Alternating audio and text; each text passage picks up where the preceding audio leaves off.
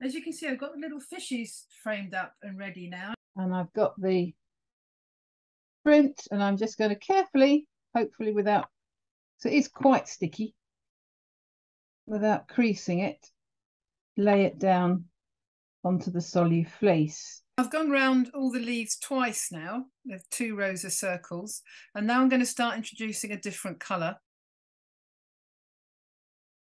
What are we going to do with you?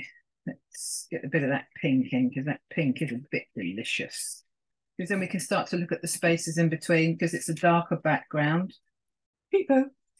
And then you can start to use free machine embroidered shapes that accentuate the print. So what's all the fuss about Tyvek? You can paint your Tyvek with more or less any water-based paint. I'm trying to get through to the orange without going all the way through and melting and creating a hole. So I'm just using a hot soldering iron to create some holes.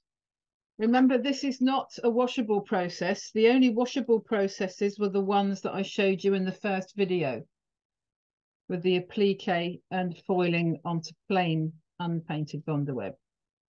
You can see that I'm not moving terribly fast. You need to go as fast as the Bondaweb will melt, because it's too exciting and you want to see what's happening.